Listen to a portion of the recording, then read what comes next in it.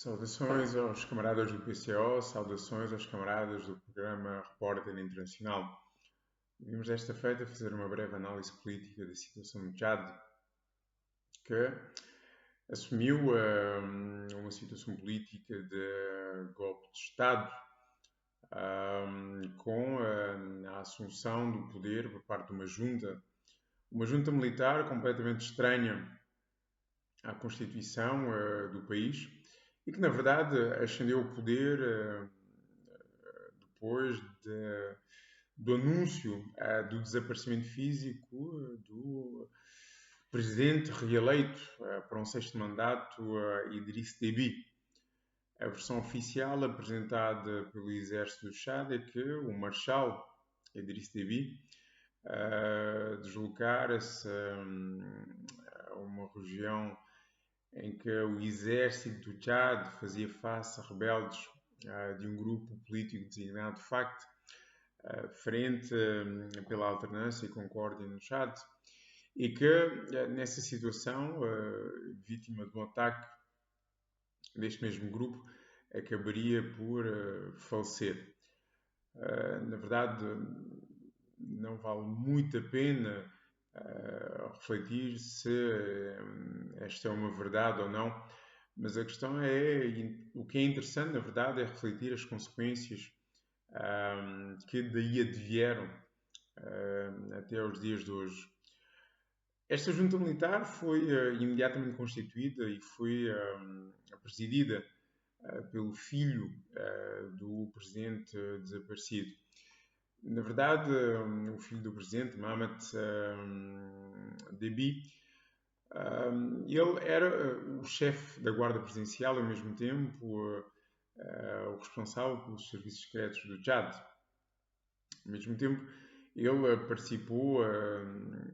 no Mali, no norte da Mali, incubado numa operação designada Barkhane, encabeçada pela França e outros países do Sahel, nomeadamente a Mauritânia, o Mali, o Burkina Faso, o Níger e igualmente o Chad. Ele participar em operações contra ditos terroristas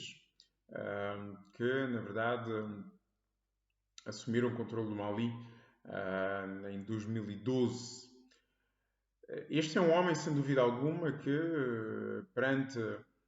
as declarações do governo francês, representa igualmente uma continuidade relativamente à defesa dos interesses franceses no Chad e igualmente naquela região do Sahel. É preciso dizer que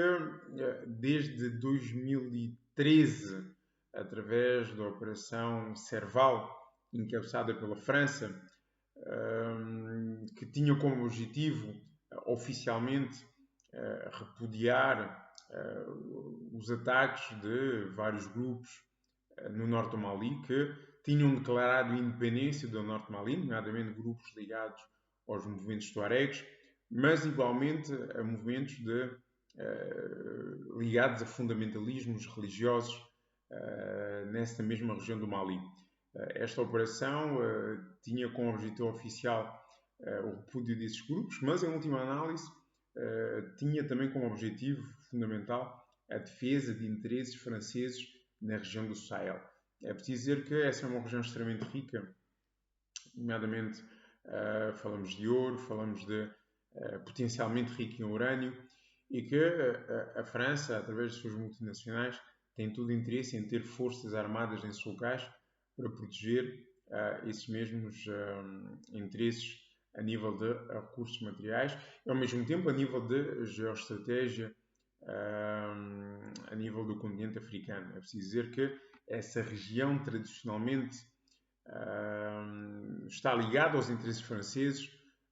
não obstante os países nessa região, nomeadamente o Mali, o Níger, o Chad, terem obtido a sua independência. Aliás, o caso da exploração do urânio no Níger é um caso paradigmático da importância que o Estado francês e as suas multinacionais atribuem a essa região do continente africano. Voltando novamente ao Chad, É preciso dizer que esta junta militar assumiu imediatamente o poder, destituiu a Assembleia e os demais órgãos políticos de todo o poder político, concentrando em si o poder político, supostamente para um período de transição de 18 meses. Recentemente foi criado um governo sob tutela desta mesma junta, mas com elementos da sociedade civil, com alguns elementos de uma dita oposição, mas que, em última análise, não representam nada mais do que uma capa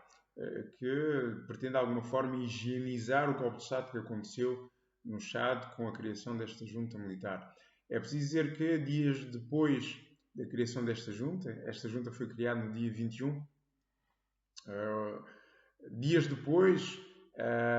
uma dita sociedade civil, composta por partidos de oposição, sindicatos, apelou mobilizações populares no sentido de exigir a restituição do poder político aos civis. Bom, como é clássico, quando o exército, nomeadamente em países neocoloniais, assume o poder político, a resposta foi repressão, o que gerou dezenas de mortes por parte dos manifestantes. É preciso, igualmente, enfatizar o papel do Estado francês, que não só esteve presente através do seu presidente Emmanuel Macron nas cerimónias fúnebres do ex-presidente Idriss Déby, mas que reafirmou, nas palavras de Emmanuel Macron, o respeito pela integridade territorial do Chad e, ao mesmo tempo, o seu apoio a esta mesma junta militar, não obstante posteriormente terem emitido um comunicado onde se criticava a atuação violenta da junta na repressão aos manifestantes que saíram à rua. Na verdade, é o indicador dos interesses que a França defende nessa mesma região do continente africano. É preciso dizer que o Chad está no coração do continente africano. O Chad faz fronteira com 6 países. Falamos do Sudão, a leste, falamos da Líbia, a norte, e a este falamos de países como os Camarões, da Nigéria e a República Centro-Africana. Então é um país que, pela sua centralidade geográfica, interessa à França, ao Estado francês, às suas multinacionais, que esteja sob o seu controle, e falo através do seu exército, que tem bases no Níger, desde os tempos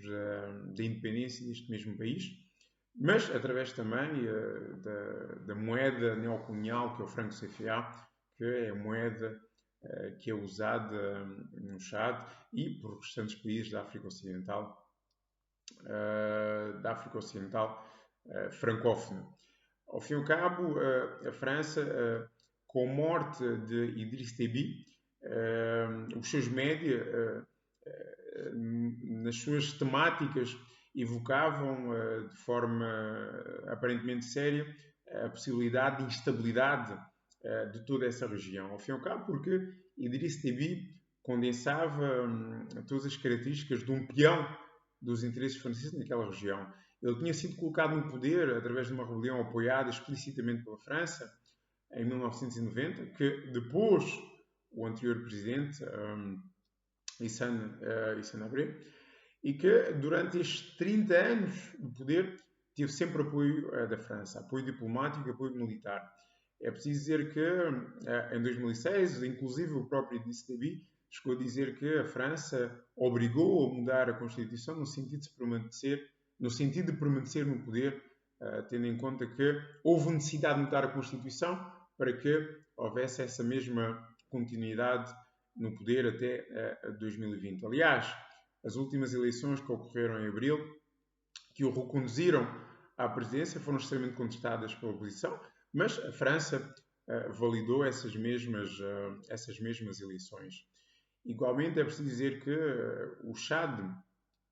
é um dos países, a nível de índice de pobreza, é aquele que se encontra entre os piores do continente africano, igualmente nos piores lugares a nível mundial. não obstante a riqueza a nível de petróleo, que foi descoberto e começado a ser explorado em meados dos anos 2000, essa exploração desse recurso não se repercutiu na melhoria das condições de vida da população chadiana em geral. Mas, como é clássico, nos espaços neocolonizados e nos regimes apoiados pelos vários imperialismos, neste caso o francês, o poder político manteve-se na ponta de uma espingarda. Na verdade, a repressão no Chad, todo um desrespeito pelos direitos políticos bases da oposição, fizeram com que o Chad se deparasse constantemente com rebeliões. Na verdade, isto acontece não só a partir dos anos 90, no momento em que Idriss Déby chegou ao poder, mas mesmo antes. Na verdade, pode-se ver nestas rebeliões um indicador do inconformismo por parte de determinados setores políticos que não veem alternativas para a luta política se não pegarem armas. É preciso dizer que a revolta contra as injustiças muitas vezes pode assumir várias formas que numa primeira fase ou numa primeira análise podem não ser as mais... o termo talvez não será o mais correto, mas podem não ser as vias mais racionais, mais consequentes, mas de qualquer forma a revolta tem disto, não é? Pode não ser a mais politizada, pode não ser a mais organizada, mas é uma forma de demonstração do inconformismo perante um status quo de injustiça que consubstancia-se pela violência de Estado. E, na verdade, o Chad tem vivido constantemente revoltas armadas e que, em última análise, não atingem verdadeiramente o poder político ou não assumem o poder político na capital, porque a França tem sempre vindo a intervir no sentido de defender o poder que estava instalado, que é de Idriss Déby. Então, na verdade, esta continuidade, ou seja, a assunção do poder político por esta junta militar, ao fim e ao cabo, é uma continuidade da influência francesa no Chad, e isso significa, forçosamente, historicamente, para a classe trabalhadora no Chad, a continuação deste ciclo de pobreza, de miséria, e que, ao fim e ao cabo, só pode ser colocado em causa com determinadas palavras de ordem, que tem que ser forçosamente a saída, a expulsão da França, do exército francês do solo chadiano, igualmente que a junta